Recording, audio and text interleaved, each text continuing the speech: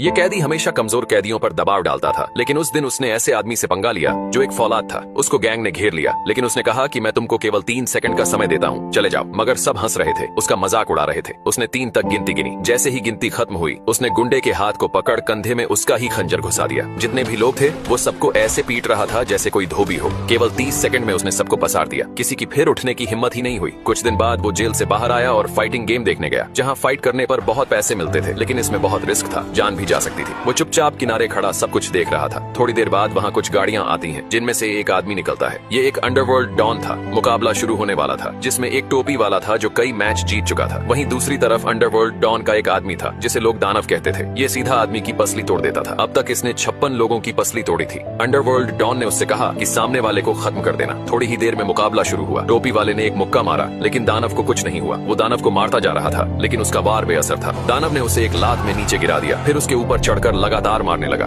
उसकी भी पसली टूट गई। दानव इस फाइट को जीत गया था। अंडरवर्ल्ड डॉन को उस आदमी ने पैसे दिए जिसका आदमी हार गया था। आदमी टेंशन में कार के अंदर बैठा, तभी पीछे वाली सीट पर वही आदमी दिखा जो जेल से छूटा था। उसने कहा कि मुझे भी फाइट करनी है और मैं जीत गया तो 60% मैं रखूंगा। लेकिन फाइट कराने वाले ने कहा, ये कोई बच्चों की फाइट नहीं है और वैसे भी तुमको कोई एक मुक्के में नीचे गिरा देगा। लेकिन कैदी ने उसे पैसों का लालच दिया, जिस वजह से वो मान गया। आदमी कैदी को अंडरवर्ल्ड डॉन के पास लेकर गया कि वो दानव से लड़ेगा, लेकिन डॉन ने उसका मजाक उड़ाया और कहा कि पहले छोटे फाइटर से लड़ लो, तुम्हारे बस का नहीं है। इतनी बेइज्जती के बाद भी कैदी चुप रहा। फिर उसने पहले मुकाबले में हिस्सा लिया, जिससे मुकाबला होने वाला था। वो बहुत ताकतवर था, लेकिन कैदी ने उसकी कमजोरी पहचान ली। जब मुकाबला शुरू हुआ तो गुस्से से सामने वाले ने हमला किया, पर कैदी ने एक लात उसकी गोटी पर मारी, फिर उछलकर मुंह पर एक बार में मारा। कैदी फाइट को जीत गया। फाइट करवाने वाला बहुत खुश हुआ। फिर कैदी ने दूसरी फाइट में हिस्सा लिया। इस बार भी ताकतवर फाइटर से सामना हुआ, लेकिन कैदी ने पहचान लिया कि एक मुक्के में इसकी कहानी खत्म है, और वही हुआ। उसने घूमकर एक मुक्का मारा। एक ही मुक्के में वो ढेर हो गया। सभी लोग बहुत हैरान थे। इस तरह कैदी हर बार छोटे मुकाबले जीतता रहा। आखिरकार वो दिन भी आ गया। फाइट करवाने वाला डॉन के सामने था। उसने डॉन को चैलेंज किया और बहुत मोटा पैसा दांव पर लगाया। सामने दानव था, दूसरी तरफ कैदी, जिसने सभी मैचों में केवल 5 सेकंड ही लिए थे चित करने में। थोड़ी देर में मुकाबला शुरू हुआ। पहले कैदी दानव के हर वार से बचा,